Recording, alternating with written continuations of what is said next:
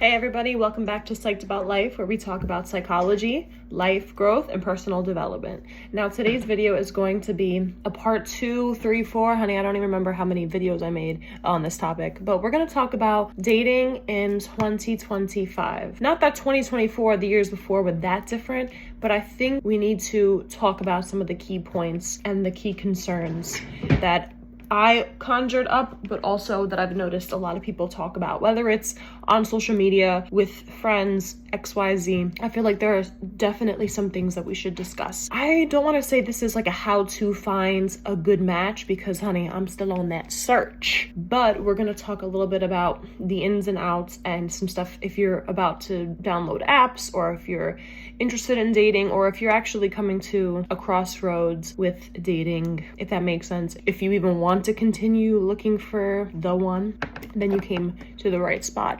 Now, what does this have to do with psychology and psychology facts? Well, honestly, online dating has a lot to do with psychology. So, whether it's understanding the opposite gender or genders, or whether it's figuring more about yourself. I just want to mention some key points we're going to be talking about. One, we're going to be talking about what you should do before pursuing and before going on these apps. I think this video is going to be more about the apps because that's more of how I have experience, like what kind of experience I have, and that will be helpful in this video because I hate to give information on, experience that I don't really have much on. Like, I have a lot of more experience with apps than I do with just meeting people naturally. So I think this video is going to be tailored to that. Also, to mention, I'm doing my makeup in this video, so you're going to be seeing me playing around with makeup. I have dinner plans, so that's what I'm going to be doing, and I feel like it's kind of cool to see how my makeup comes out while I'm yapping away. So that's what this video is going to be about.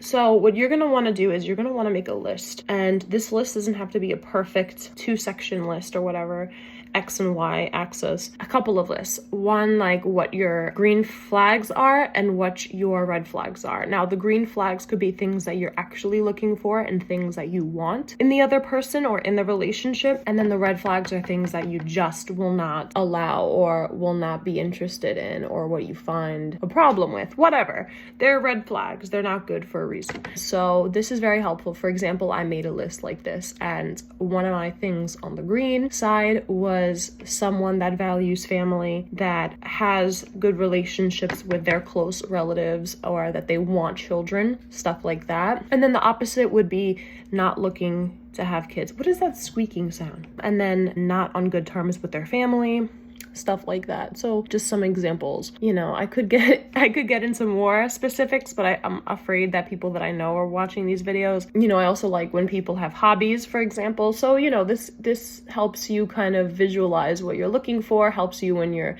having these conversations, because you want to be able to ask these people these questions before you even go on dates. Important things that you should know also, or things that you should do. Now, a tip from me to you is that I like to call, chat, FaceTime before meeting people. What does that do? Well, that allows you to kind of take a breather before going out, putting yourself out there physically, meeting people, right? Going on dates could be a lot of energy, and it could be very disappointing too. It can make you not want to go back out if you have such a bad experience. So to prevent all of this, you can just do an easy chat, and you get to see, one, you get to see their body language, 2, you get to have extra conversations before meeting them in person and establishing a date and a time to meet.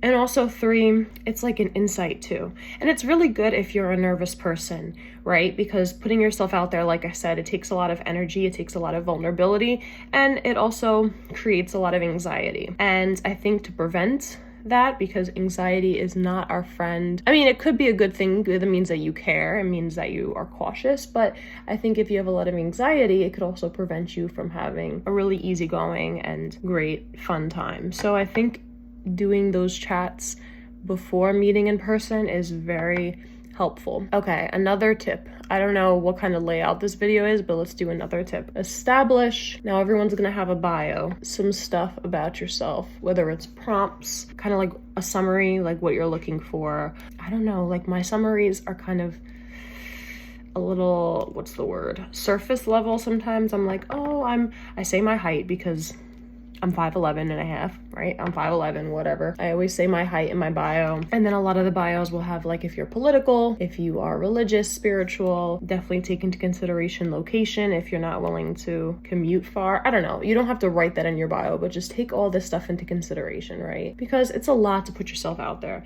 Now, if you're watching this video and you're hesitant to put yourself out there, don't talk to too many people at once, right? Try to narrow it down to, don't open these messages and start replying to 100 people at once. Try to take it person by person, because I feel like if you talk to too many people, you're going to miss out on getting to a deeper level, a deeper, genuine connection. Yes, establish kind of like that, get into that rhythm where you can have good conversations. And if you're hesitant, like I said, FaceTime people, video chat, and talk to them before planning a date, right? And if you talk to a lot of people at once, then number one, you're just not giving people enough time. Like, you're not putting enough time into getting to know people. It's kind of sporadic. And I think that vulnerability is a huge part of dating, because you're going to meet a lot of different people, or you're going to meet somebody, right? Somebody different. And they may challenge what you're used to. Maybe they have a different background. They come from different walks of life, and you're gonna have conversations that maybe you haven't had with people that you're used to, right? So it definitely challenges the ego. It can be not what you're used to. But I think dating, you just need to have an open mind and just remember like what you're looking for. Maybe keep a little notepad with you when you're like Love is Blind. Keep a little notepad and write some notes down about different things that come up or come across, and you're like, ooh, I didn't like that person said that, whatever. This is like a green flag, red flag, if that helps categorize it like that. But I think that dating can be very overwhelming if you're, like I said, talking to too many people at once, or if you just don't really have a clear idea of what you're looking for. You may just want casual. You may just want a short term, whatever that means. Like, you're not trying to put pressure on finding something serious. I've come across people like that are looking for that, and that's fine, but just definitely communicate that. I think communication is key. Just remember to communicate, number one. Number two, know your worth, because like I said, if you're meeting different people that they don't really know you too well, they may say things, or they may ask you things that you're not comfortable with. Communicate and know your worth. Recognize that, number one, and then number two, communicate with that person like, hey, I wasn't comfortable with whatever. Because I feel like most of the time we have to have those conversations to even get to a deeper level, make a genuine connection by having those conversations. And stay true to why you're dating, while you're on these apps. Like, if people you're interested in are like, no, I'm not looking for serious, but I totally want to date you, like, keep that in mind. You know, they're not looking for serious. Sometimes you can't change somebody's mind. Like, if they're stuck on not being serious, don't date them just because you want them to maybe become serious. It takes time, it takes experience, right?